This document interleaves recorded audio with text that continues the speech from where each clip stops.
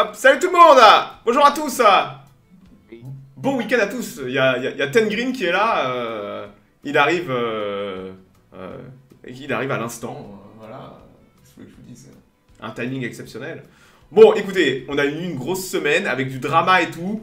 Il faut pas que je traîne parce que dans une heure, il y a les qualifications du Grand Prix de Singapour. Hein. Voilà, chacun a ses obligations, n'est-ce pas? Donc ouais, on a eu une semaine chargée avec du drama. Donc ça va être l'occasion un peu de parler de tout ça. Merde, attendez, j'ai pas mis mon autre chat. Bah ouais, le problème de gérer deux chats en même temps, c'est que c'est le bordel. Voilà, tac, magnifique. Bon, Ten Green, t'as suivi un peu l'actu, je t'envoie à chaque fois... De loin, vite fait, ouais, j'ai vu, ça bouge pas mal, ça gueule bien en tout cas. Ah, il y a du drama, hein, il y a du drama et tout, mais c'est ce qu'on aime, on veut qu'il y ait... On veut pas juste voir des concombres pousser à bord de l'ISS, quoi. Là, on se régale. Bon, on va commencer par les tirs. L'Iran a tiré... Ten Green, j'avais pas vu la com de l'Iran. Est-ce que t'as vu la com de l'Iran, Ten Green, sur leur tir? Non, est-ce que t'as vu les lives du tir? L'Iran qui fait des lives de tir. Non mais attends, regarde ce qu'ils ont fait, c'est de la démence. Donc l'Iran, c'est leur 3e tir cette année. Ils mettent des satellites militaires, hein, sans aucun doute d'observation et de photographie. Hein, il y a souvent les gardiens de la révolution qui tirent de leur côté et ils ont leur propre truc. Donc. Bah là c'est eux, hein. On a vu la Corée du Nord faire la même chose, donc l'Iran a tiré plus de fois que l'Europe avec succès en plus. Donc ça c'était il y a 3-4 jours. Regardez ce que l'Iran a fait et a distribué ça publiquement.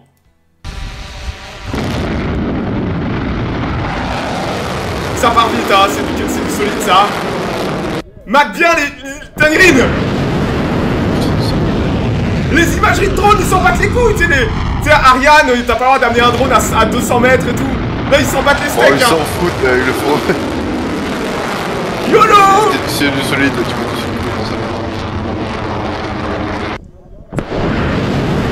sous tous les angles. Donc ouais, l'Iran a tiré et en plus nous a fait partager ça. Je vous dis, ça fait plaisir. Tout le monde a emboîté la com aujourd'hui. Même l'Iran qui tire du satellite, donc c'est des satellites militaires normalement qui sont censés être sensibles. Ils s'en battent les steaks, ils vous font passer un drone, missile balistique. Mais bien sûr, mais tu sais que toutes les fusées à la base sont des missiles balistiques. Je répéterai jamais. La première fusée, c'était déjà des missiles balistiques modifiés. Tu sais, un V2 est un missile balistique, Soyouz est littéralement un missile balistique à ergol liquide, mais c'était... Techniquement, il a été rejeté parce qu'il était trop lent à tirer. Du coup, ils s'en sont servis pour faire ça. Donc ils en ont fait, voilà, mais absolument toutes les technologies de fusée, une fusée est un missile balistique, et vice versa. C'est juste que c'est pas le même usage, mais en termes de technologie, si vous êtes capable d'aller en orbite avec un missile balistique, vous avez une fusée. Pour aller après sur une orbite, c'est juste que l'usage qui est différent. Donc ouais, les Iraniens ont tiré, les Chinois ont aussi tiré, attention aux oreilles, j'ai déjà baissé le son, mais les Chinois ont aussi tiré 2 fois cette semaine. C'est le 42e tir de l'année pour les Chinois, Ten Green. Pas mal, quand on y pense. Ah, ça tire aussi. Ça tire, hein. 42e tir, 2e de la semaine.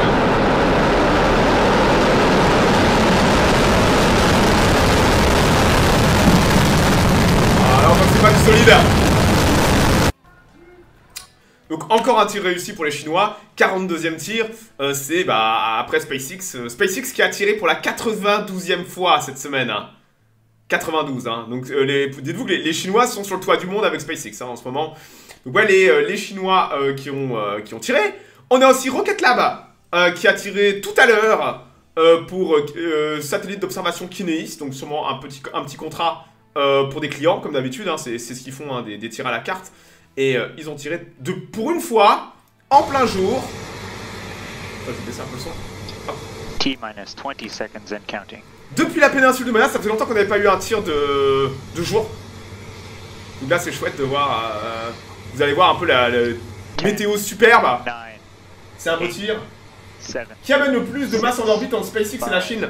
SpaceX, c'est 90% de la masse en orbite cette année. Et l'année dernière. SpaceX est largement.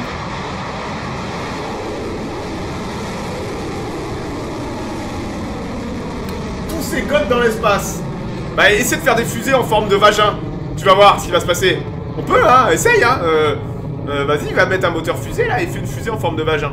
Et tu vas voir ce qui va se passer. Une question d'aérodynamisme. C'est de l'aérodynamisme. Désolé si ça gêne les féministes que les fusées aient des formes de bites. Mais il y a des raisons physiques et techniques à cela. Et... Putain, les commentaires cons quand même. Les gens sont cons quand même. Hein. Oh là là. Mais bon, c'est comme ça. C'est la vie. Donc ouais, je crois qu'il y a 2 satellites d'imagerie encore à bord. SpaceX qui se régale, SpaceX pardon, Rocket Lab, qui sont eux en situation de monopole, ils se régalent en ce moment. Avec RFA qui a explosé sa fusée au pad, ils sont... Ah bah là ils en profitent. Hein, ils ont encore, je pense, 1 ou 2 ans de monopole. Et d'ici là, la Electron sera vachement... Hein. S'ils arrivent à tenir, la cadence au niveau financier. Regardez ça! La Nouvelle-Zélande qui commence à se dessiner. Donc ça c'est la péninsule de Maya. L'océan Pacifique. C'est rare, on n'est pas habitué à avoir des fusées avec d'aussi belles vues depuis l'hémisphère sud. And next up we have 3 key events: main engine cutoff or MECO, stage separation, and stage 2 engine ignition. MECO is when all 9 Rutherford engines shut down to prepare for the next phase in flight. Dommage que Rocket Lab essaie pas de récupérer leur fusée, mais je comprends, ils ont un tel carnet de commandes à honorer qu'ils n'ont pas le temps de faire ça. Rocket Lab, c'est du carburant liquide ou solide? Ah, bonne question. C'est du carburant liquide. C'est du Kerolox. C'est pour ça que la fusée était gelée au décollage. Est-ce que t'as vu, la fusée était blanche au niveau des deux... Attends, je vais le remontrer. Regarde. On va retourner là. Hop. Regarde. Tu vois le blanc là? Ça c'est le gel. Parce que l'oxygène liquide et le kérosène liquide sont extrêmement froids, à genre moins 280 et quelques degrés ou quelque chose comme ça. Il faudrait aller voir les chiffres. Donc là tu vois les deux réservoirs. Oxygène liquide et kérosène. Et c'est pour ça que c'est gelé. C'est parce que c'est du carburant liquide. Le solide est bien plus simple logistiquement, mais... Une fois que c'est allumé, tu peux plus l'éteindre, quoi. Tu peux rien faire avec. Moi, 183, merci RSI Prime, j'étais pas loin. C'est combien de charge d'huile pour Rocket Lab? Ouh, c'est pas beaucoup, ça doit être du 500 kilos, quelque chose comme ça. Rocket Lab. Allez, on va aller. Hop, on y retourne. Voilà, on arrive pile poil à Miko. Regardez la Nouvelle-Zélande dessous. C'est beau quand même, hein. State separation confirmed. Oh là là. Et Rocket Lab, ils font de la com aussi.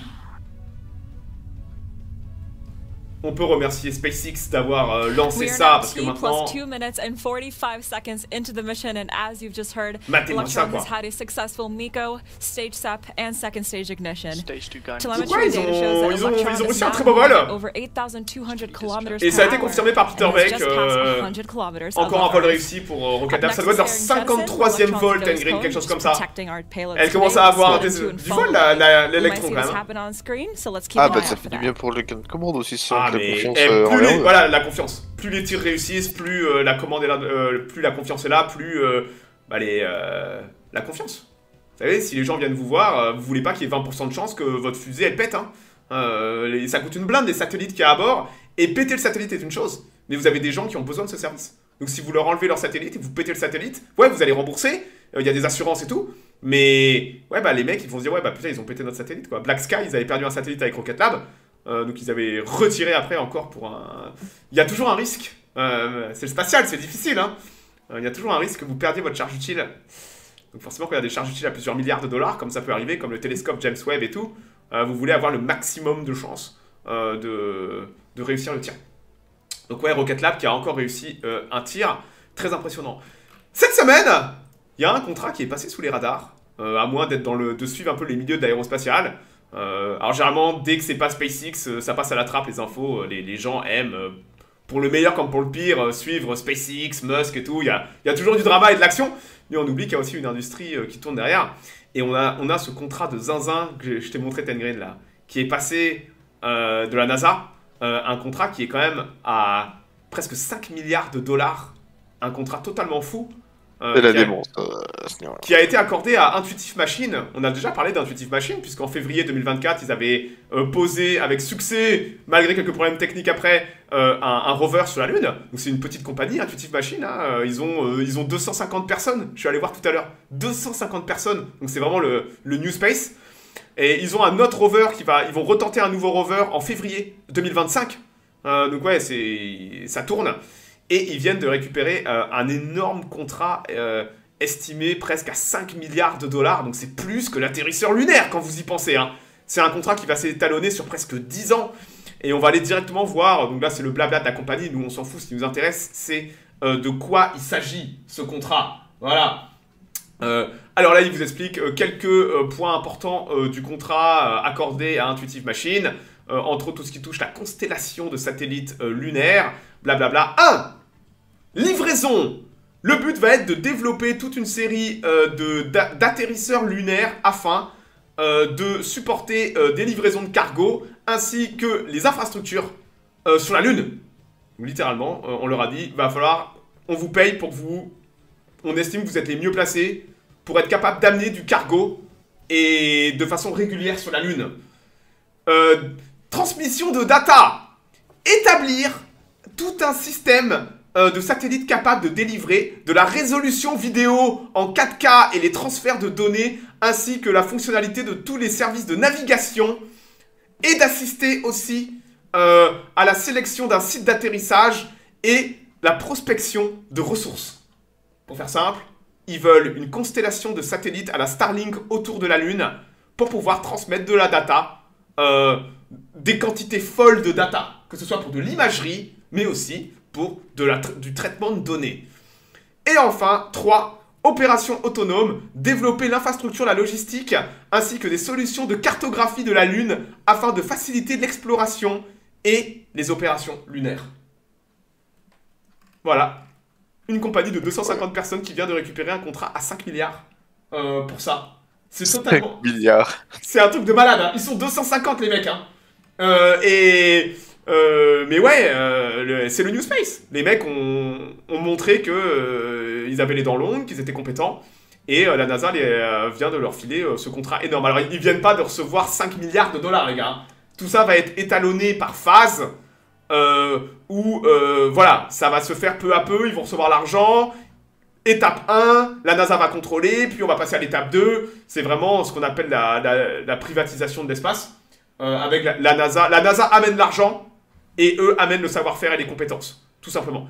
Et je suis sûr que si on allait voir qui sont les 15 mecs les plus haut placés de Intuitive Machines, je suis sûr que la moitié sont passés par SpaceX à un moment de leur carrière. Sans aucun doute. Tout le New Space a mis les pieds chez SpaceX ou Blue Origin à un moment. Du coup, la Lune, c'est un territoire international. Bon, c'est international jusqu'à ce que tu mettes ton drapeau. Il n'y a aucune loi qui dit que la Lune est internationale. C'est comme ça que ça va se passer. Ça va être premier arrivé, premier servi. Le premier qui va se poser à un endroit va mettre son drapeau et va dire c'est à moi. C'est le Far West là-haut. Tu piges? S'il y en a un qui vient lui dire non, c'est pas à moi, lui il va revenir avec un pistolet, lui dire non, c'est à moi, je te dis. Et voilà. C'est le Far West là-haut. Tout simplement. Il n'y a aucune loi, aucune règle. À l'instant, et il y a des ressources là-haut. Premier arrivé, premier servi. Voilà. Pourquoi ils n'ont pas proposé la partie télécom à Starlink, PP? J'en sais rien. Très bonne question. Est-ce que SpaceX a proposé quelque chose? Comprenez que peut-être que SpaceX a rien proposé ou que... allez savoir. J'en sais rien. Peut-être qu'ils ont proposé quelque chose qui les intéressait plus en termes de montant, ou aussi de pas vouloir un monopole que ce soit que SpaceX et Starlink et tout aussi. Et peut-être que s'ils font trop de la merde, SpaceX sera là pour dire « Eh, regardez !» Pas un problème, là. Allez savoir. Donc ouais, très intéressant de voir ce genre de contrat, c'est beaucoup d'argent.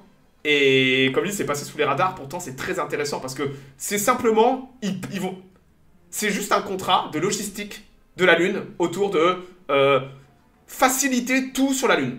En termes de communication, en termes de traitement de données. Et c'est très intéressant de voir ça sortir. Et il y a même le PDF. Ils veulent plus avoir les soucis comme ils avaient à l'époque. Hein. Voilà. On a eu ça comme souci. Maintenant, il faut qu'on ait de la com direct. Quoi. Si vous êtes intéressé, vous allez sur Intuitive Machines et vous avez le PDF avec le petit détail. Mais voilà. Donc ouais, très intéressant de voir ce contrat de zinzin sortir comme ça. C'est très très intéressant. Pendant ce temps, On a encore d'autres tirs. Bah bon, maintenant on va attaquer la minute SpaceX, d'accord? Voilà. La minute spatiale est terminée. On va passer sur la minute SpaceX. SpaceX a tiré pas mal cette semaine. On a eu... Allez, on va se regarder un petit Starlink. Les conditions météo étaient absolument superbes à Vandenberg. Regardez Vandenberg, typique dans la brume, la gueule dans la brume. Bah ouais, c'est dans les montagnes, au bord du Pacifique, air chaud, air froid, vous avez très souvent de la brume. On va se regarder un petit peu le vol. Le mec a l'air de se faire chier. J'ai l'impression que la NASA n'est plus qu'un portefeuille. Laisse-moi changer ça. La NASA a toujours été un portefeuille. La NASA a toujours été un portefeuille sur pattes. Toujours. C'est toujours les compagnies privées qui ont fait tourner la NASA. La NASA a toujours payé la facture. Donc c'était hier, je crois, petit vol Starlink. Avec une quinzaine de satellites aussi faits pour les télécoms. Donc maintenant, il n'y a pas que des satellites internet. SpaceX est aussi Starlink est en train d'investir très fort dans les cell-to-cell, donc les téléphones portables. Ils ont un très gros contrat avec T-Telecom aux US. RSI Prime, je sache que ça a toujours été comme ça. C'est la NASA qui donne des portefeuilles et qui dit ok, vous faites ça, ça, ça, et qui le donne à l'entreprise privée. Hein. C'est le système américain depuis les débuts de la conquête de l'espace. Juste que c'est plus des gros contractants, maintenant ça se tourne vers du New Space. Voilà. C'est le New Space avec des petites compagnies de 250 personnes qui récupèrent des contrats à 5 milliards. On pourrait se poser la question, mais où est Northrop Grumman, où est Boeing et tout? Bah le problème c'est qu'ils arrivent plus à être compétitifs. Max Q. Ils sont trop gros. Ils sont trop gros. Des petites compagnies arrivent à être plus innovantes que les anciens géants du spatial. Donc toi t'as l'impression que la NASA paye des petites compagnies, mais avant elle payait des grosses compagnies qui étaient improductives. Bah maintenant ça a changé. Pour le meilleur je pense. Oh, regardez-moi ce petit... Oh là là c'est beau. C'est beau. Super format. Bah écoute, merci Ramon. Ou Roméo, je ne sais pas comment je dois t'appeler. Bah, le Lord Fallout, je pense l'avoir traité. Je suis pas fan des Fallout 3 et 4. Donc Fallout 3 surtout, enfin tout le lore de la côte ouest est m'intéresse pas vraiment. Donc je pense que en fait j'ai fini les lores de Fallout à 90% comme pour les anneaux de pouvoir. SpaceX n'aurait pas de souffrir des mêmes maux que Boeing d'ici 10 à 15 ans, mais absolument. Tu sais que c'est un cycle, et sans aucun doute qu'à un moment, SpaceX sera peut-être le mammouth. Mais bien sûr que oui. Le mammouth, il y aura des nouvelles compagnies qui en prendront le relais. Peut-être que comme ça. Elon Musk, il n'est pas immortel. Là, pour l'instant, Elon Musk tient sa compagnie d'une main de fer à ses lieutenants. Mais peut-être qu'un jour, Elon Musk sera plus là. Peut-être que ses lieutenants sont plus là et que SpaceX sera coté en bourse avec des actionnaires et que SpaceX n'innovera plus. Très probablement. On arrivera là, peut-être là. Et hop, Nico. Oh là là, c'est beau. C'est beau.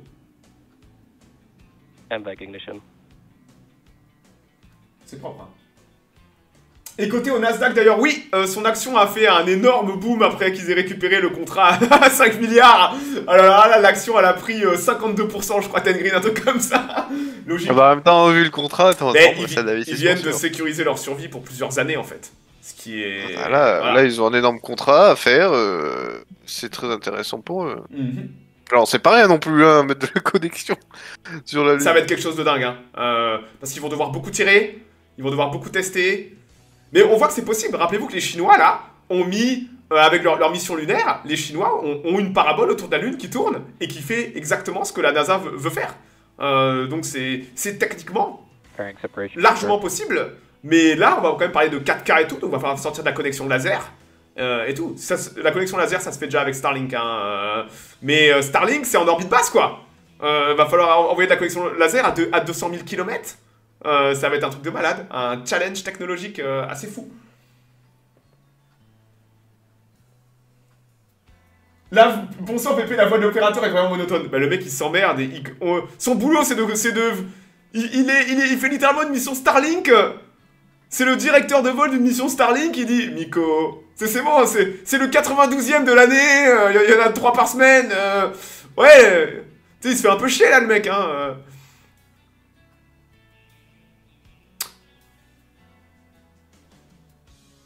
Superbe. Oh et la qualité de l'image. Et on est sur Twitter, hein. Sur YouTube, avant, c'était encore plus beau. Twitter ne processe pas aussi bien les images que YouTube. Mais déjà, c'est beau, hein. Donc là, le booster est en train de descendre, 108 km. Et il va se retourner, se poser dans le Pacifique. Ah ouais, un beau vol. Hein. Ouais, c'est propre, hein. Incroyable, hein. Et c'est devenu tellement... À une époque, je regardais tous les vols Starlink, Ten Green. Maintenant, j'en ai plus rien à foutre. Je fais, ouais, bon, c'est bon. Je regarde la rediff, là, je me lève le matin, café, puis je regarde juste le vol et l'atterrissage, voir si tout s'est bien passé. Bientôt, ils vont avoir des stagiaires de 3e comme directeur de l'ensemble. Bah écoute, tu peux demander, hein. Tu peux demander à RSI Prime, hein. SpaceX recrute toujours, hein. Tu vas sur leur page... non, en fait, ils recrutent... Ils ont des restrictions au niveau de la nationalité et tout ça. Ils recrutent pas n'importe qui en termes de nationalité. Mais tu vas sur leur page Twitter, ils ont 300... Ten Green, j'ai regardé l'autre fois. Ils cherchaient un plongeur à Hawthorne. Pas un plongeur pour plonger, un mec pour faire la vaisselle à Hawthorne, et c'était sur Twitter. Recherche dishwasher à Hawthorne. J'étais là, putain...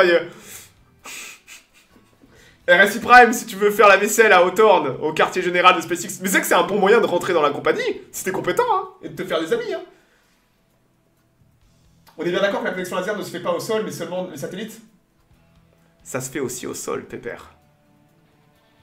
Stage 1 entry burn ils ont réussi là une connexion récemment de 3 minutes en laser direct pour l'armée, un truc assez fou.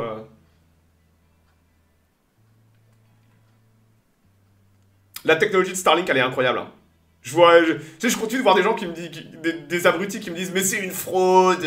Non mais les mecs, il y a 2500 avions équipés de ça, des centaines de bateaux de croisière. Il vous faut quoi pour comprendre que... Il y a de plus en plus de monde, il va dessus, c'est pour rien. Genre. Je veux dire, les mecs, bienvenue dans le monde réel.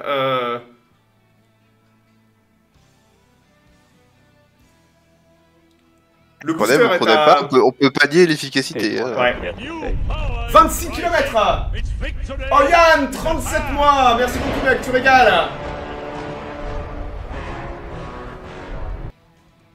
Allez, 18 km. Matez-moi le booster qui arrive pleine balle à 3800 km/h. Lightspeed financé au Québec à 2,5 milliards. Ah là là, on a vu sur le projet Lightspeed. C'est un d'argent public. Alors que pour 10 fois moins cher, il y a déjà 300 000 foyers canadiens qui ont Starlink. C'est simplement Trudeau qui lave de l'argent sale.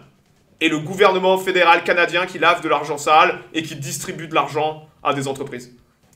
Et ça sera quoi en 2030? Mais ça verra jamais le jour ça. Et c'est même pas, c'est un emprunt. La compagnie québécoise devra rembourser l'emprunt. Moi, je peux te dire que cet argent, il est déjà perdu. L'emprunt sera jamais remboursé. Voilà. Ouais, le problème, c'est qu'ils vont sur le marché et vont voir, ah bah, Starlink, après toutes les parts de marché, bah, du coup, on peut pas vendre. Voilà. Et on n'est pas compétitif, Starlink a déjà tout pris. En 2030, Ten Green, t'imagines? Peut-être qu'en 2030, Starlink ça coûtera 2 €, tu sais. Ouais, ça coûtera pas 2 € non plus, mais, je pense que déjà, les prix baissent de moitié, serait déjà énorme. Ça serait déjà énorme. Et le booster qui revient se poser, regardez la météo! Le booster qui vient se poser sur le bateau drone, c'est superbe. Aucune interruption de connexion. Ça, c'est Starlink.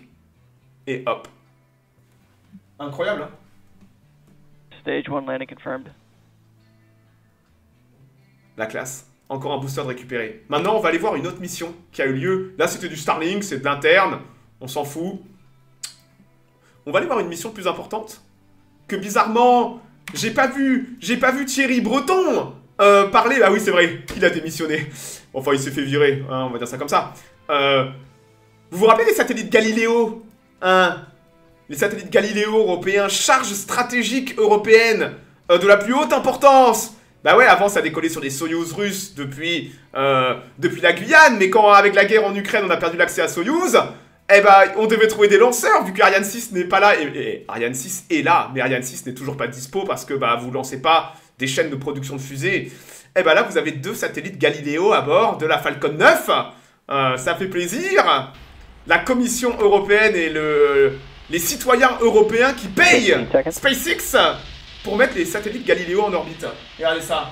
T-minus 10, 9, 8, 7, 6, 5, 4, 3, 2, 1, ignition, engines full power, and liftoff of Galileo L13. Regardez les gens qui applaudissent.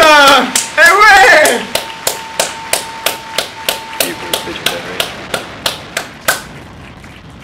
Merci la Commission Européenne de payer pour Starship.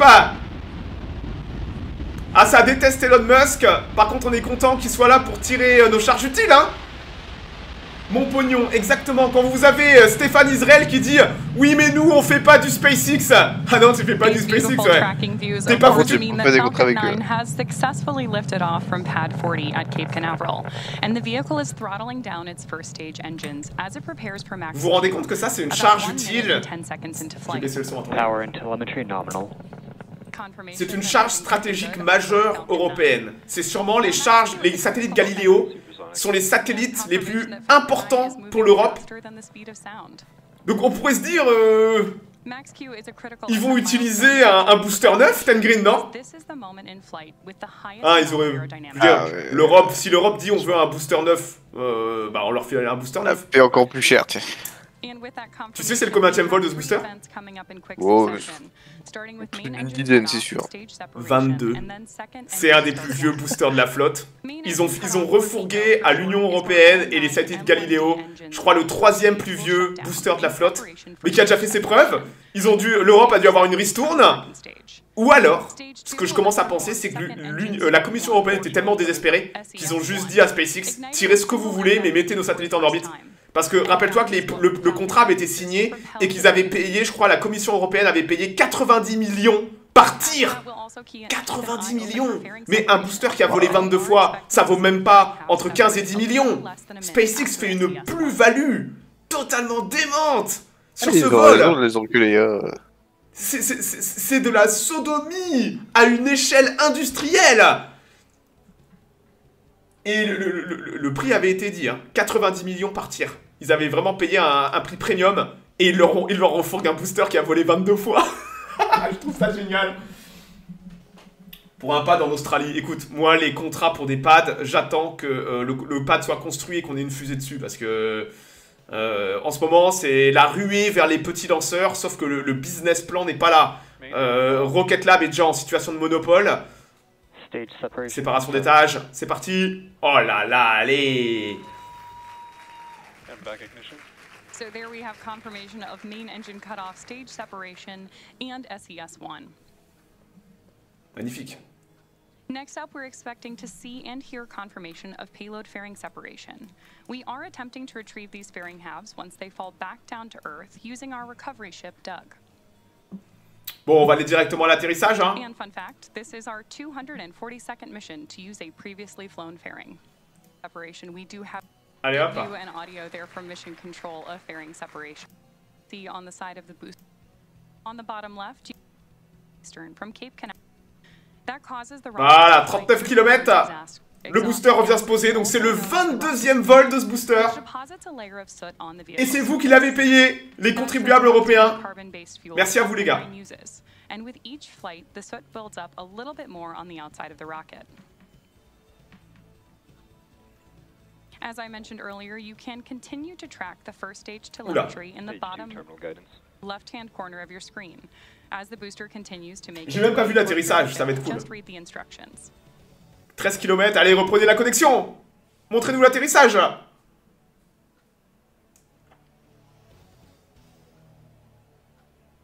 Reusability is key to lowering the cost of spaceflight, which enables Oh non, on n'a pas l'image, c'est un enfer. The Falcon 9 first stage supporting today's mission has now performed its entry burn for the 22nd time. Confirmation that Stage 2 FTSO safe. Oh, on récupère pas l'image, quel enfer. Ah, dommage. Ah si. Ils ont perdu la connexion avec le booster, mais c'est le bateau qui a filmé. Et hop. And confirmation of first stage landing. This was the 22nd launch and landing for this first stage. Et voilà. This landing Propre, hein. La mer est calme. On est dans les Bahamas. Et il y a de la mer, Ten Green, regarde ça! Incroyable hein, qu'ils arrivent. Regardez la mer qu'il y a. Ah, il y a de la houle. Il y a de la houle, hein. Putain, les mecs ont pas peur pour leur fusée. Hein. Donc ouais, en tout cas, SpaceX qui a eu une grosse semaine avec les tirs. Mais c'est pas fini! Ça, c'est la partie Falcon 9. Maintenant, on va rentrer dans le dur. Vous vous rappelez de Polaris Dawn?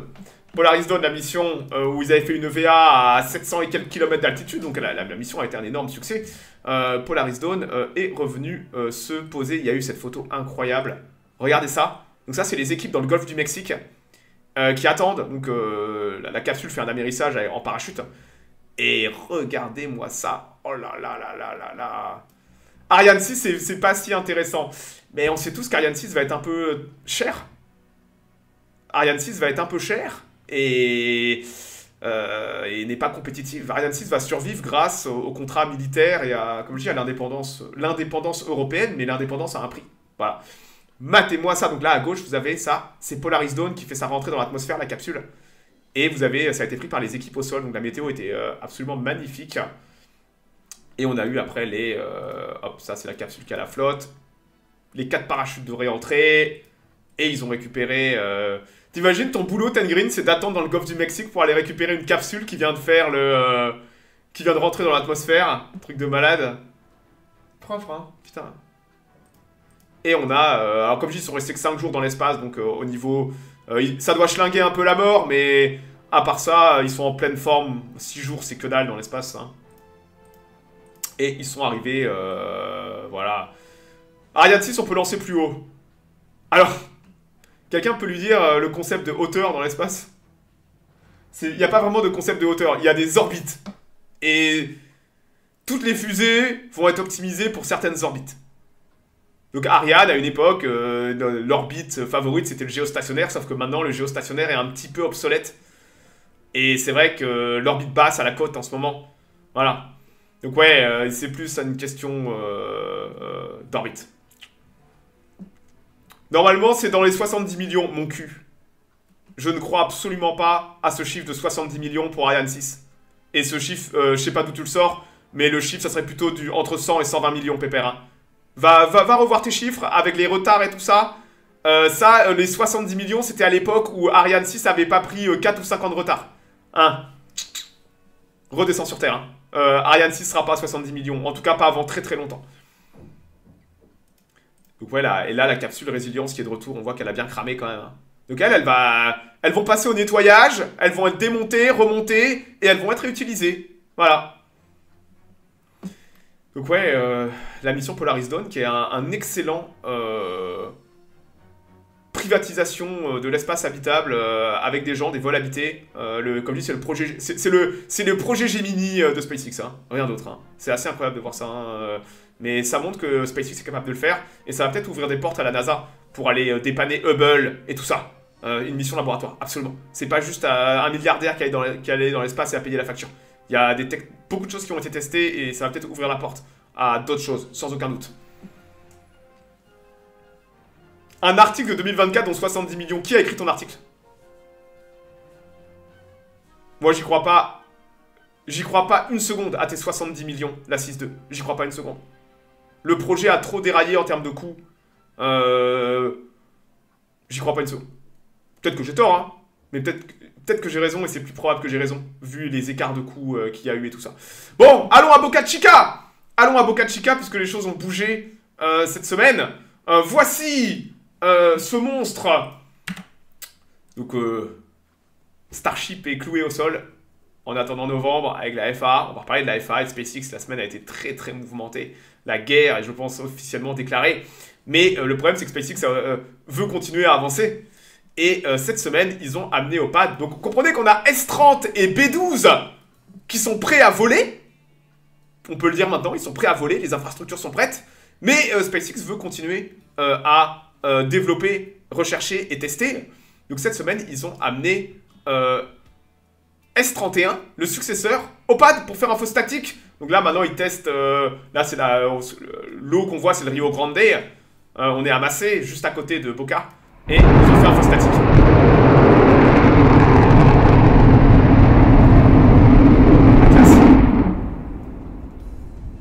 c'est la validation de S31.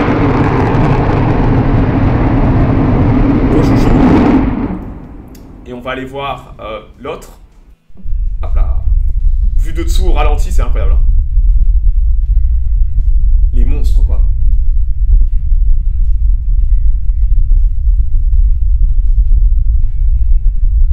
Ça dure 5 minutes, hein. Et on voit... Attendez, là, c'est cool. C'est pris au ralenti, vraiment, c'est pris... Donc là, d'abord, ils allument les 3 Raptors à vide. Vous les voyez, là, les 3 Raptors. Ça, c'est les 3 Raptors qui sont censés fonctionner dans l'espace. Donc là, il y a 3 moteurs d'allumés. Mais les 3 Raptors centraux, eux, sont toujours pas allumés. On va voir quand ils vont les allumer. Pas allumés. Ça y est, là, les 3 Raptors centraux sont allumés.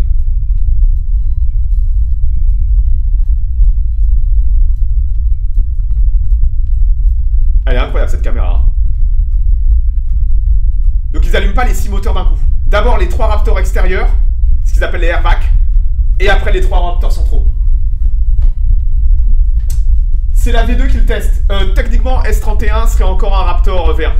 Le premier Starship V2 est en train d'être stacké en ce moment. Donc là, ça serait le dernier Raptor ça serait le dernier Starship V1 qu'on aurait. Et les Raptors, c'est des Raptors V2. Voilà. Donc ouais, très impressionnant. Donc ouais, on a eu ce feu statique, ce qui est visiblement Ten Green, ils ont 2 Starships de près. Ils ont S30 et S31 de près. Et c'est terrible parce que d'ici novembre, on aura 2 systèmes Starship prêts à voler. Il y a un énorme problème en ce moment. C'est que SpaceX va trop vite en termes de rythme de production par rapport au reste en fait. La FAA suit plus le rythme. Elle est à l'ouest. Elle est à l'ouest. Et on va voir que ça s'est encore aggravé cette semaine. Donc ouais. Alors, hier, ils ont amené... Alors attendez, regardez, ça c'est le nouveau pad. Donc maintenant, regardez un peu. Avec la deuxième tour, donc là on a la tour traditionnelle. Là on a la deuxième tour. Donc regardez à quoi ça ressemble Boca maintenant avec les 2 pads en construction. Propre, hein. Et ils sont en train de construire en plus... Donc les 2 pads vont pas être pareils. Hein. Ça, c'est au nouveau pad. On pense que c'est simplement la future tranchée. La future tranchée de Starship. Ils vont construire... ils sont en train de construire une énorme tranchée là. Qui sera ce qu'ils auraient peut-être dû faire dès le début. Avec le premier pad. Mais allez savoir. Et matez-moi un peu le monstre. Avec donc, la tranchée est gigantesque. Hein. Je sais pas si vous vous rendez compte de la taille des gens à côté. Regardez les camions. Camions de béton là. Et ça creuse. Regarde Ten Green, le mec avec sa petite pelleteuse là, il va devoir dig up tout ça. Ah mon gars, ouais. C'est parti là. Ça fait du boulot. Ouais. Ça fait du boulot. Voilà, on va faire quelques heures sup, je crois. Voilà. Les gars construisent tout ça dans un estuaire. Bah, va voir où est Cap Canaveral. Hein, va voir où est Cap Canaveral. Cap Canaveral, c'est carrément une réserve naturelle. Et c'est sûrement la réserve naturelle la mieux préservée de Floride. Très pratique du fait de ne pas laisser des industriels poser des supermarchés et tout en plein milieu. Donc ouais, je sais pas où tu veux le construire ailleurs. Hein, tu veux le construire où, Don? Truc de fou, hein. Mais je sais pas où tu veux construire ça ailleurs, malheureusement. Donc ouais, on a B12. Donc B12, donc normalement, SpaceX est cloué au sol. Starship ne peut pas voler, il n'y a pas de licence de tir, la FAA a dit non, on veut des trucs, des études environnementales supplémentaires, blablabla, et SpaceX se retrouve un peu dans la bouise. Alors, SpaceX n'était pas prêt à voler aussi aujourd'hui, hein. On a vu, ils n'ont pas fait de WDR, c'est pour le côté technique, ouais, mais même le côté écologique est aussi à prendre en compte, sans aucun doute, les deux vont ensemble, tu vois. Mais ouais, le côté technique est assez dingue, il n'y avait aucune infrastructure là-bas, il n'y avait rien. Donc ouais, et à notre grande surprise, hier, SpaceX a amené B12 au pad, donc B12 qui est le booster. Et on les a vus bosser sur les chopsticks pendant pas mal de semaines, renforcer les chopsticks pour augmenter leur vitesse et tout ça. Et c'est vrai qu'on a toujours vu les chopsticks, donc ce qui permet de soulever le booster, à hauteur minimum juste pour le poser dans l'assiette. On n'a jamais vu les chopsticks à hauteur maximum, ce qu'ils prévoient de faire pour récupérer le booster. Eh ben, ils ont testé. Là, vous avez les deux pads. Regardez la hauteur du booster. Ils ont monté le booster à configuration maximale de hauteur avec les chopsticks. On n'avait jamais vu ça avant. Là, on s'en rend pas compte, mais la démesure, le booster, il fait plus de 75 mètres. Et... oh, et le transport, vraiment, la photo, elle est terrible. Ils ont fait ça en quelques heures. Et vous avez, juste pour tester les chopsticks, il y a un ingénieur, bah on va tester maintenant. Hein. Et ils ont amené, c'est quoi les petits trucs blancs? Où tu vois des petits trucs blancs? Je suis désolé. Hein. Les petits trucs blancs, là, en bas, les réservoirs, c'est les réservoirs. Ce sont les réservoirs. Les petits trucs blancs, c'est tous les réservoirs de méthane liquide, d'oxygène liquide et d'eau.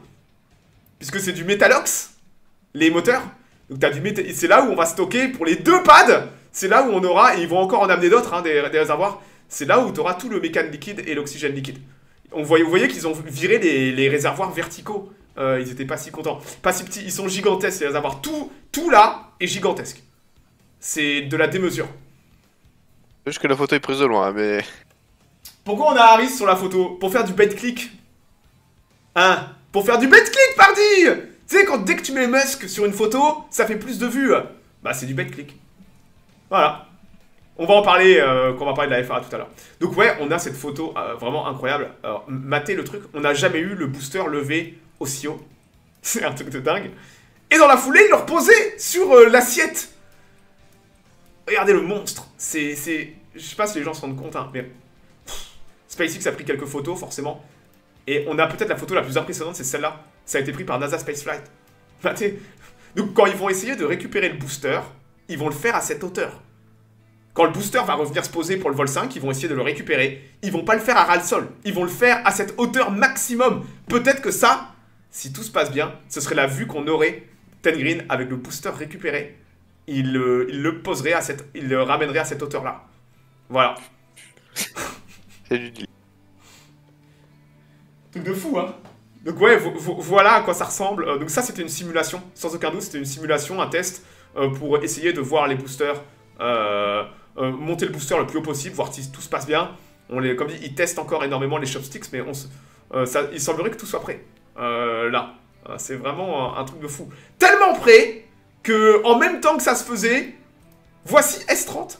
S30 a quitté le hangar, donc S30 qui est le booster prévu pour le vol. Et S30 a quitté le hangar pour rejoindre le pad. Ils vont nous faire un full stack. Regardez, S30 qui passe par la route tranquillement. On voit le booster qui est là-bas, qui a été posé sur l'assiette. Et regardez S30 qui va au pad. Ils font ça très très rapidement. On s'en rend pas compte, mais ça fait plus de 50 mètres de haut, le machin là. Et ils ont amené... C'était hier. Hein, ils ont amené S30 au pad. Attendez, je vais aller voir. Je vais faire ça. Hop, hop. Je vais aller voir où ça en est. Parce que le full stack est prévu pour aujourd'hui. Hein. J'aurais aimé qu'il le fasse hier. Mais forcément, SpaceX ne fait jamais, malgré mes demandes, mes incessantes demandes. Hein, j'ai envoyé des messages à Elon Musk hein, pour qu'il essaie de faire les trucs avant la minute spatiale pour que j'ai des belles choses à montrer. Pour des raisons que j'ignore, il ne m'a jamais répondu. Hein, voilà.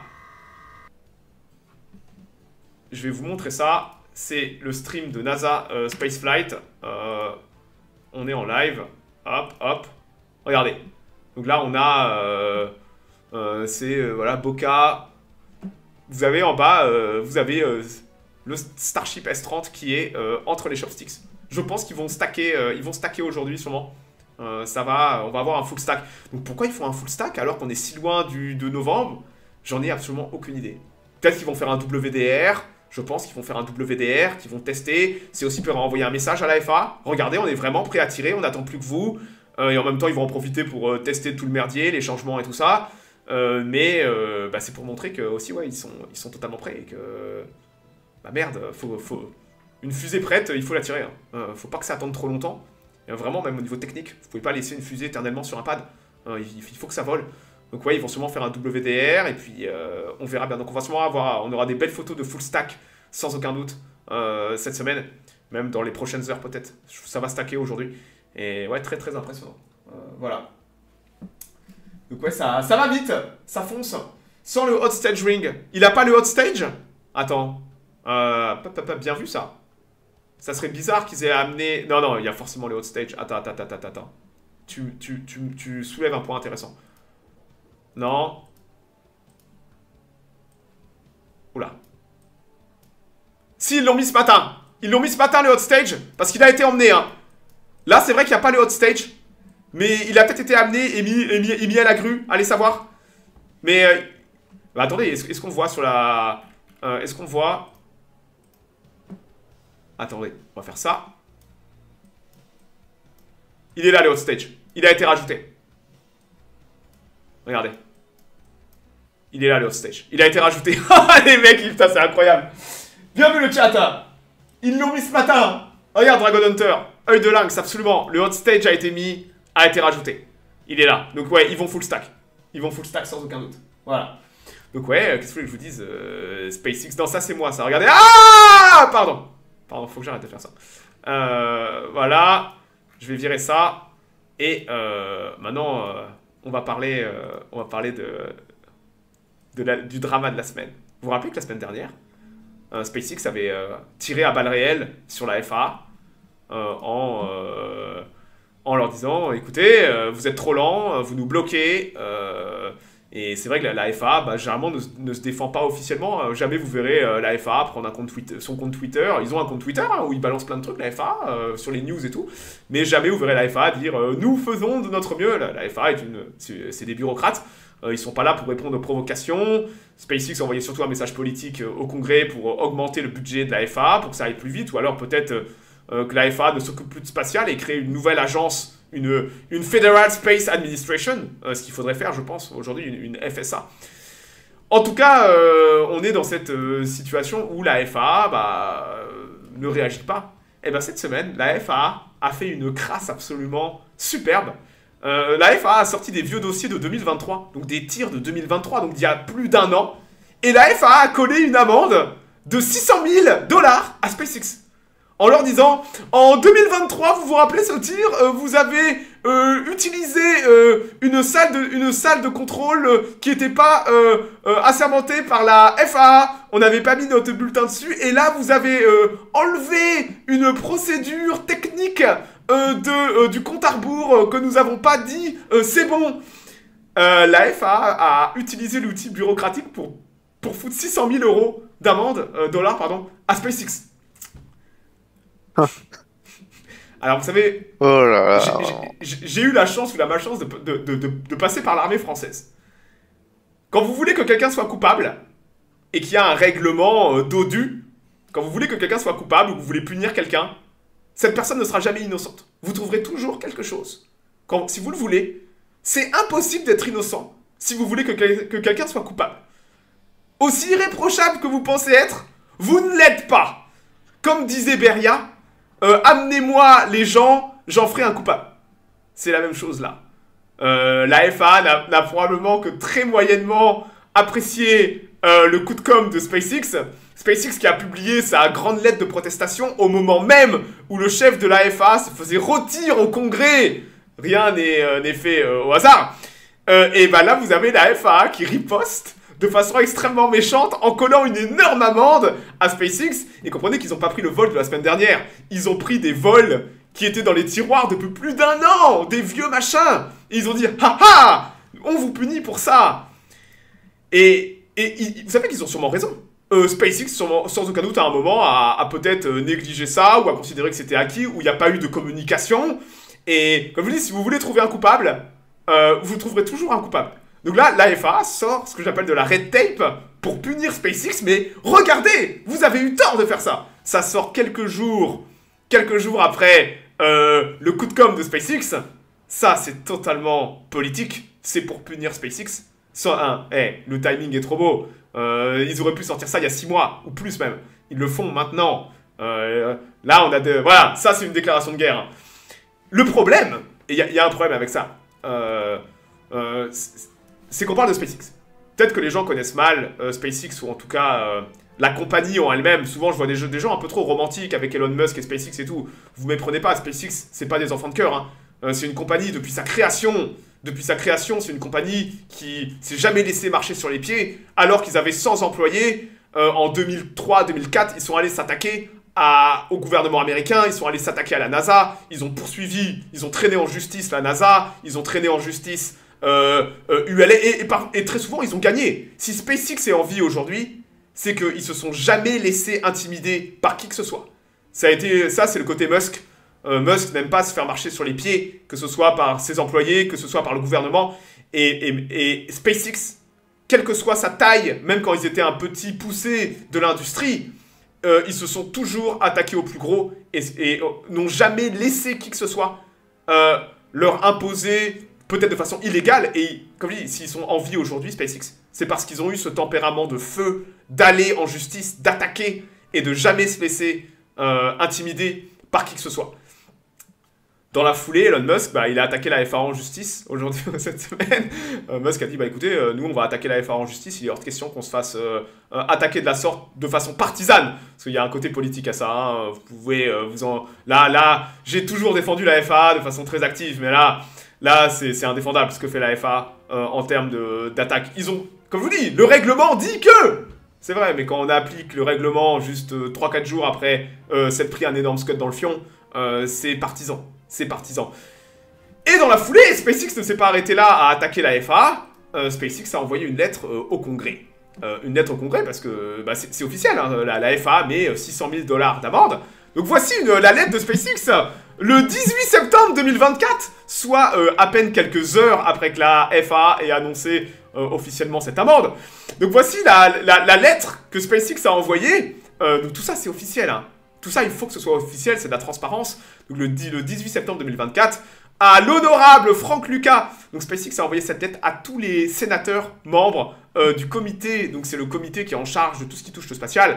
Comité des sciences, space et technologies. Donc vous avez, tout ça c'est des sénateurs, Zoé Lofgren, Maria Cantwell, Ted Cruz, Frank Lucas. Donc c'est les représentants, c'est les congressmen en charge de ce comité. Et vous avez SpaceX qui a balancé un nouveau scud énorme à la NASA, à la FAA, en se défendant de l'amende. SpaceX veut pas payer l'amende, et ils ont simplement dit, ça fait 2 ans que nous et... SpaceX dit à haute voix ce que tout le monde dans l'industrie pense à voix basse. Hein. Comprenez que SpaceX n'est pas un cas isolé. SpaceX se fait simplement, comme je dis, SpaceX a toujours été vocal. C'est le caractère de Musk. Musk est quelqu'un qui se fait pas intimider, qui a une paire de couilles. Certains n'aiment pas Musk, mais vous pouvez pas lui reprocher de ne pas avoir une sacrée paire de baloches pour faire ce qu'il fait. Et vous avez simplement là tout le bureau, toute la partie juridique de SpaceX qui simplement se défend officiellement en allant devant le Congrès. Regardez l'amende. Tangreen, regarde le montant de l'amende. 633 009 $. Bah oui, c'est des enfants. 633 009 $ pour violation, blablabla. Et ils expliquent que tout, SpaceX est absolument, voilà, boss à la sécurité de toutes les opérations. Et SpaceX a vraiment fait une lettre en 3 points, rentrant dans le détail de toutes les accusations de la FAA, donc de la bureaucratie, pas de blablabla, oui, un délai de 110 jours. Donc ils montrent par A plus B que la FAA a... la FAA a utilisé un armement juridique qui est même pas vrai. Donc ça, c'est... moi, je pense que SpaceX, la FAA n'arrive pas à suivre le rythme de SpaceX. Voilà, simplement. Et la FAA est incapable. Ils ont trop de boulot avec tout le monde, en fait. Voilà. Il y a trop de choses. Review and approve. Donc tout ça, c'est que de la bureaucratie. SpaceX a mis en place un nouveau système qui n'a pas été approuvé, mais était en review. J'ai entendu une interview d'un membre de la FAA, d'un membre de la FAA qui parle de ça, et c'est que de la red tape. C'est un bureaucrate qui parle, et c'est que du langage de bureaucrate. Et je peux vous dire que je sais exactement ce que c'est ça, puisque je l'ai moi-même appliqué à une époque. Et si tu veux punir quelqu'un, t'inquiète pas que le règlement, si c'est toi qui l'as écrit, il sera toujours en ta faveur. Et c'est exactement ce qu'on voit là. Tu trouveras toujours, tu connais le règlement par cœur. Mais c'est toi qui l'as écrit, c'est ton règlement. Donc bien sûr que tu vas pouvoir tordre un peu les mots. Donc là, vous avez SpaceX qui va directement au Congrès, qui décide de pas discuter avec la FAA. Et vous avez le merdier. Donc ils ont envoyé ça au congressman avec simplement, voilà, on refuse de machin. Et SpaceX s'explique de cette amende et va sûrement refuser de payer l'amende et va attaquer la FAA en justice. Les procédures ont déjà été lancées. Voilà, et David Harris, vous voyez, souvent j'ai vu Elon Musk, non, c'est David Harris, c'est le vice-président en charge de tout ce qui est le bureau juridique à SpaceX. Et Harris, il fait simplement que défendre son steak contre la FAA. Donc c'est une petite guerre d'influence qu'on a. pouvez vous en douter, il y a beaucoup de politique aussi derrière. J'ai vu quelqu'un qui disait, moi j'ai bossé avec la FAA, et à la FAA, il y a le meilleur et le pire. À la FAA, il y a des gens compétents, c'est des bureaucrates, il y a des gens très incompétents, il y a aussi des gens très politisés, et vous pouvez être sûr que peut-être que les prises de parole de Musk politiques, sans aucun doute, font qu'il y a des gens qui vont être prêts à militariser la bureaucratie pour faire chez SpaceX et par parallèle Musk. Sans aucun doute. Là, ça, ce que vous voyez, j'ai jamais osé dire ça parce que j'ai jamais eu les preuves, mais je crois pas aux coïncidences. Ça sort quelques jours après que SpaceX envoie des pavés dans la mare et tout. Ça, c'est de la militarisation de la bureaucratie. Quand vous faites ça, c'est la bureaucratie qui est militarisée pour taper sur quelqu'un. Sinon, vous le faites pas. Ou alors, ils auraient pu le faire il y a très longtemps. Rappelez-vous que ça, ils pénalisent SpaceX pour des choses qui sont passées en 2023. Il y a sûrement plus d'un an. Il faudrait voir les dates. En juillet 2023. En juillet 2023, c'était il y a plus d'un an. Ça sort maintenant. Ça, c'est de la militarisation de la bureaucratie. C'est très facile à faire, c'est légal, et ça permet de faire chier tout le monde. Voilà. Donc très intéressant de voir ce développement. Et on verra comment ça va se développer dans les prochaines semaines et tout ça.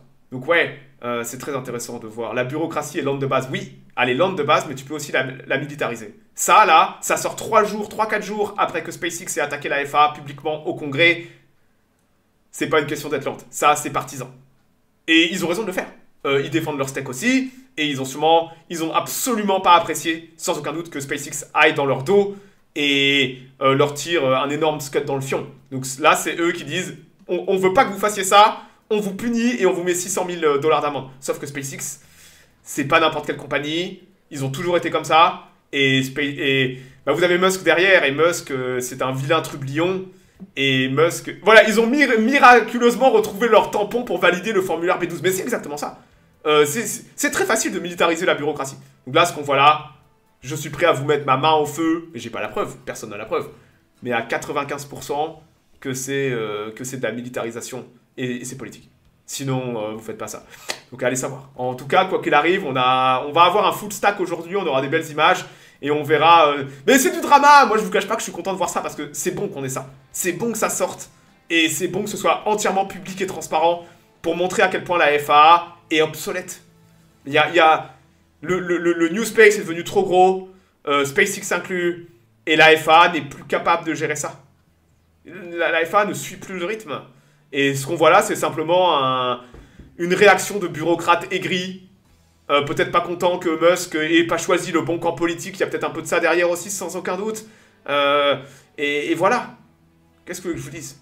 Donc ouais, on verra comment ça évolue dans les prochaines semaines, dans les prochains mois. On aura des news de ça. Et l'ambiance de travail va être bonne hein, entre SpaceX et la FAA, la Ten Green. Hein. Tout va bien se passer là. Quand ils vont se croiser, ils vont serrer très fort les mains, je sens. Hein. Oh là là là là là là.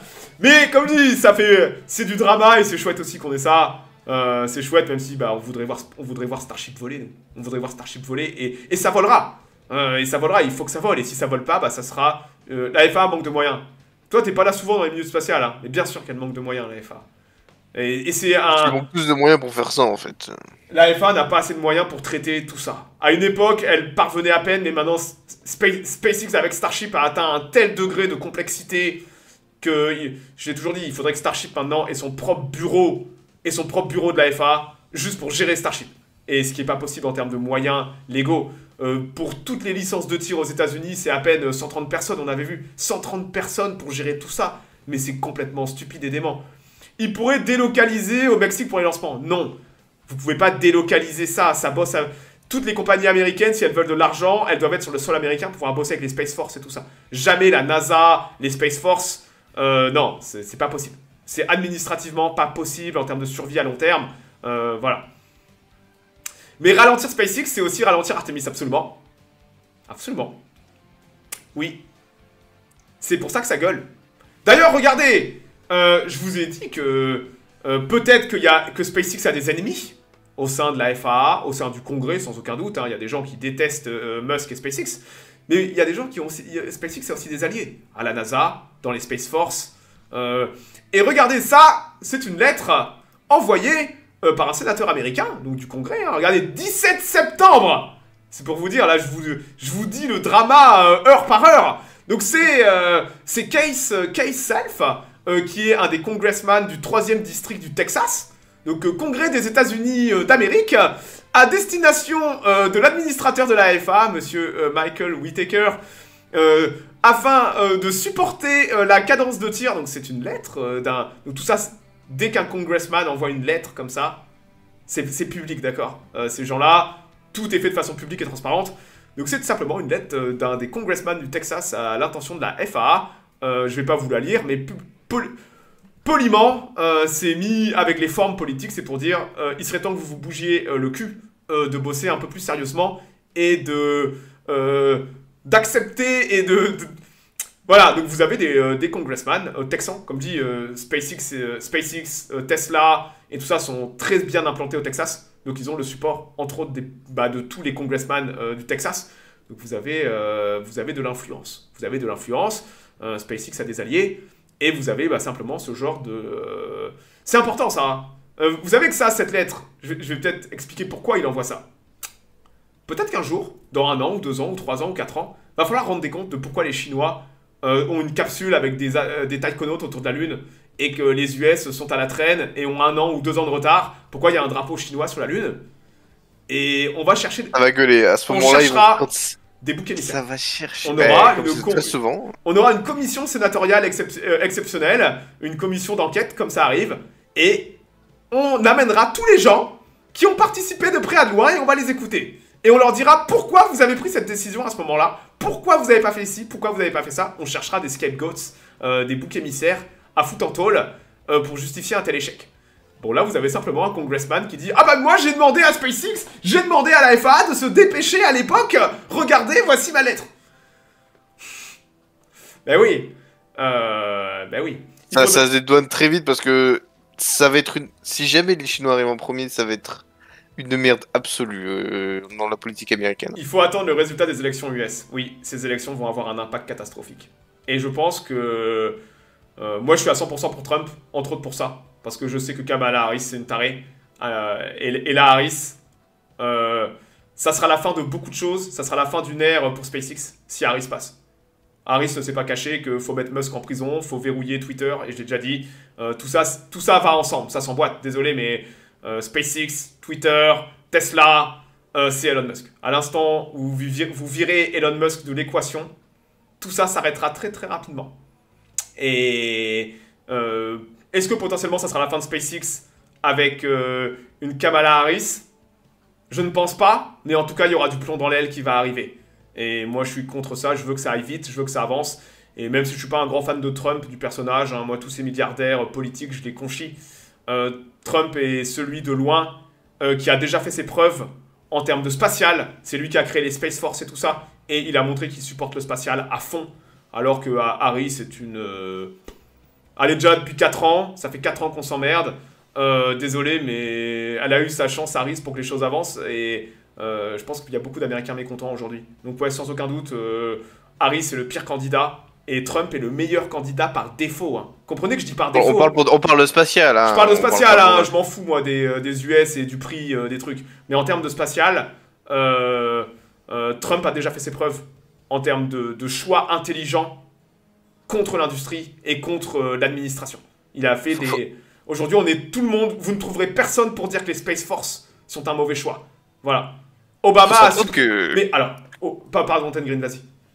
Moi, j'ai dit juste que par rapport au Space Force, au début, tout le monde dit « Ah, ils font des Space Force, les Américains, Trump, il a fait des Space Force, c'est juste pour son truc mégalo. » Non, c'est qu'il y avait un vrai intérêt à faire ça, c'est pas pour rien que ça a été fait. La France aussi, elle a fait, les Russes aussi en ont, ça fait un moment que tous ces pays-là en ont. Et justement, les Américains étaient en retard à ce niveau-là. Donc ouais, grâce à Trump, on a ça. Obama a supprimé le programme Constellation, c'est vrai. Mais Obama, alors moi je suis pas un grand fan d'Obama, mais pour le spatial, Obama a lancé tous les programmes de la NASA avec la privatisation, et c'est ce qui a permis l'émergence de SpaceX. Obama, je suis pas fan du personnage, mais Obama... Il avait pas de pognon de toute façon pour le programme Constellation. Obama, contre tous les lobbies possibles et imaginables des dinosaures du spatial, a lancé tous les contrats à coût fixe et tout ça. Donc non, on peut remercier l'administration Obama d'avoir fait ça. C'est sorti la NASA de sa léthargie, tout le spatial américain a sorti de sa léthargie grâce à ça. Hein. Le projet ne vient pas de Trump, non, mais Trump a continué et a poussé au cul pour que ça passe. C'est ça qui est bien, il y a eu une continuité. Si le spatial aujourd'hui va bien, c'est qu'il y a une continuité de plusieurs administrations, même l'administration Biden. Hein. L'administration Biden, elle a toujours supporté tout ça, mais j'ai peur qu'on ait une cassure. Harris me fait très peur par rapport à ses prises de position, et même intellectuellement. Je pense qu'elle est très conne. Littéralement, je pense qu'elle est... Généralement, quand ils choisissent des candidats, généralement, ils prennent justement des gens très cons pour les manipuler, donc bon, voilà, ils ne montent pas non plus une flèche. Voilà, Obama a privatisé l'univers, mais arrête, t'as privatisé l'univers, mais qu'est-ce que tu parles? On n'arrive déjà pas à aller sur la Lune, alors l'univers, voilà, il a ouvert le marché contre Boeing et Lockheed Martin, exactement. Obama a ouvert une porte aux petites compagnies, et vous pouvez vous en douter, Lockheed Martin et Boeing n'avaient pas apprécié ça du tout, et avaient même utilisé tout leur lobby et influence possible pour que ça arrive pas. Donc on peut remercier Obama et les administrateurs qui étaient sous Obama d'avoir fait ça. Et ils ont perdu leur carrière en faisant ça. Mais pourtant, ça a payé. Ils ont fait sauter des verrous qui sont tellement importants pour aujourd'hui. Bon, écoutez, je vais m'arrêter là. J'ai envie d'aller voir mes qualifs, la qualif du Grand Prix de Singapour. Et on aura des news sûrement la semaine prochaine. Et on aura on espère, un full stack magnifique avec peut-être... comme je dis, on parle que de spatial. Hein. Obama a bien fait là-dessus, absolument. Hein. Moi, je vous parle de spatial. Hein. Comme je suis pas un grand fan de Obama en général. Mais ce qu'a fait Obama avec le spatial, je lui donne un 20 sur 20 à Obama sur le spatial. Et Trump, je lui donne aussi un 20 sur 20. Et même Biden, je vais donner une belle note à Biden d'avoir gardé Bill Nelson aux manettes. Voilà. Concernant tes inquiétudes, bah c'est une connasse. C'est une connasse incompétente. Et je veux aller dans... La façon dont elle parle, ça fait peur en fait.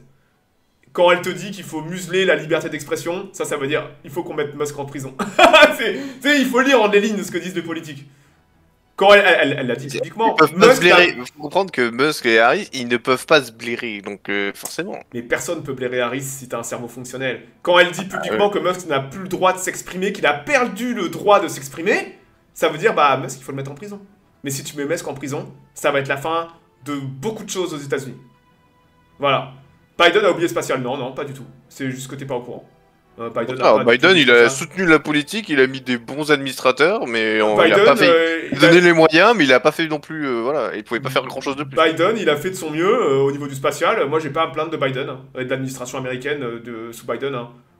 C'était l'inquiétude au début, hein, mais après. Trop de léthargie peut-être avec la FAA et tout, mais ça, c'est toutes les administrations, dont Trump et Obama. Personne n'a bougé son queue à ce niveau-là, donc voilà. Ça, c'est notre souci. Donc on espère que Trump passera pour avoir peut-être du changement sur ce point-là. Et le fait que Musk soit proche de Trump, ça plaira peut-être pas à certains, mais pour le spatial, je pense que c'est une très bonne nouvelle. Donc on espère que Trump passe, entre autres, pour ça. Pour que les choses bougent dans le spatial avec la FAA et tout ça, pour le meilleur. Comprenez qu'il faut surtout pas que SpaceX ait tous les pouvoirs et aucune contrainte, hein. Je dis pas ça. Je dis qu'il faut de la concurrence, mais il faut laisser la liberté à la concurrence de se faire. Il faut de la concurrence et il faut surtout que ça évolue, les systèmes, surtout la FAA. Voilà. Bon, je m'arrête là. Et Ten Green, tu me diras si c'est dispo la semaine prochaine. Ça marche. Et ouais, passez un bon week-end. Moi ce soir je continuerai mon petit run avec les elfes. Demain il y a le Grand Prix à midi. Donc peut-être qu'on fera du War Thunder dans l'après-midi ou en soirée. Et on fera du Age of Empires 2 en soirée. Bon allez, sur ce, passer une